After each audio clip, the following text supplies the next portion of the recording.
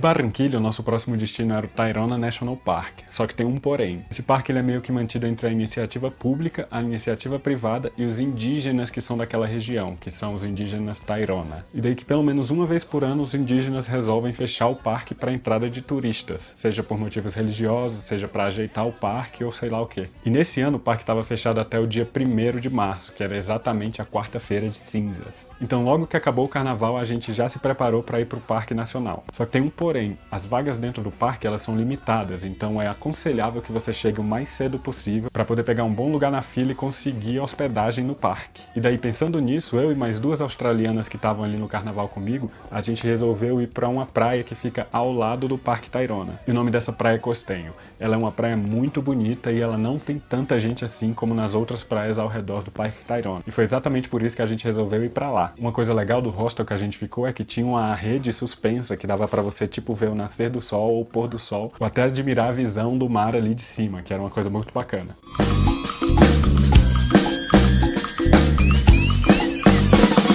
Capitán Medina, tú sabes que soy inocente.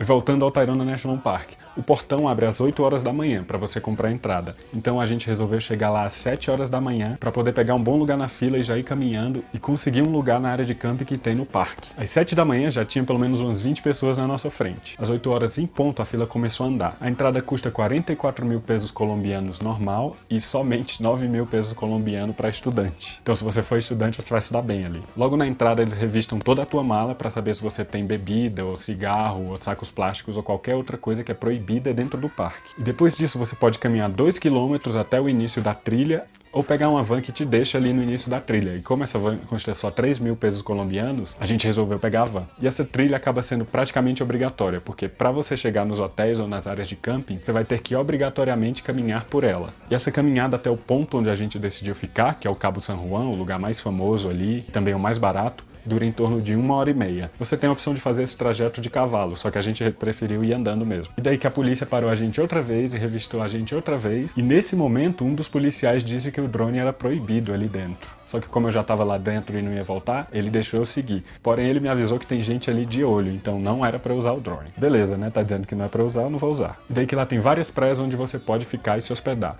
Só que, como eu falei anteriormente, a gente decidiu ficar no Cabo San Juan, que é a praia mais famosa e mais acessível ali porque tem camping. Então a gente chegou ao Cabo San Juan e a gente fez check-in. Como era o dia de abertura e a gente chegou cedo na fila, não tinha ninguém na nossa frente. Então era certeza que a gente ia conseguir um lugar pra ficar e a gente conseguiu esse lugar pra ficar. E olha que não dá pra você fazer reserva online, então você só vai saber se tem lugar na hora que você chegar lá. E as opções de estadia lá são barraca, que custa 30 mil por pessoa, tem 2 opções de rede, uma que fica ao lado das barracas e que custa 20 mil pesos, e outra opção que fica em cima do morro de frente por mar, e essa opção custa 25 mil pesos por pessoa. Você também tem a opção de ficar em cabana, só que custa 200 mil pesos por pessoa.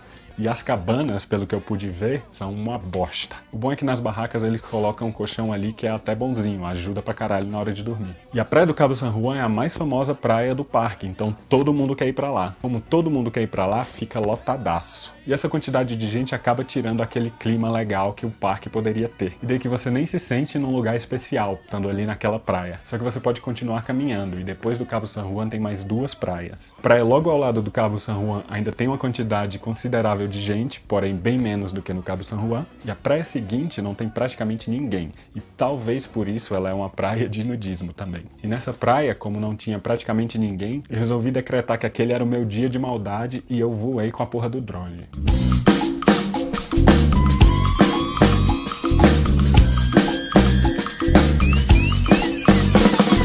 Capitán Medina, tú sabes que soy inocente. Todos en el barrio saben que yo soy decente. Capitán Medina, tú sabes que soy inocente. Todos en el barrio saben que yo soy decente.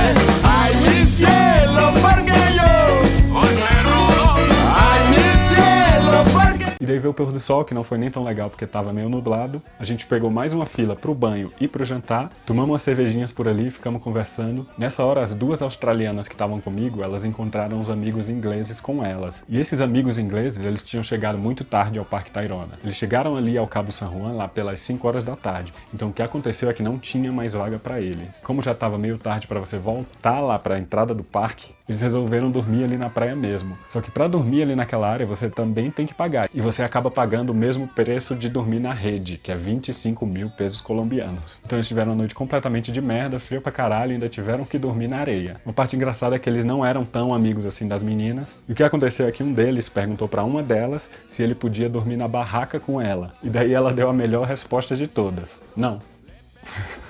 No fim, eu não achei o Tayrona National Park aquela coisa toda que o pessoal me falou. Tanto pela quantidade enorme de gente, quanto pelas horas desperdiçadas nas filas, também porque ali é uma área meio que caribenha, então eu esperava aquele mar de águas cristalinas, esverdeadas e tal. E realmente a realidade foi muito diferente do que eu esperava. Outra coisa também por lá é que a alimentação é bem cara, então se você puder trazer comida, você já tá avisado.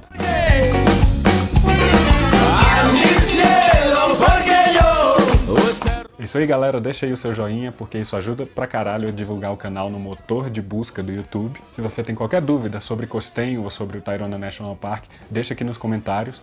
Compartilha esse vídeo com aquela galera que tá vindo pra Colômbia ou que já veio pro Tayrona National Park. Não se esqueça de se inscrever no meu canal do Instagram pra você acompanhar essa viagem ainda mais ao vivo. E meu próximo destino é a praia de Taganga.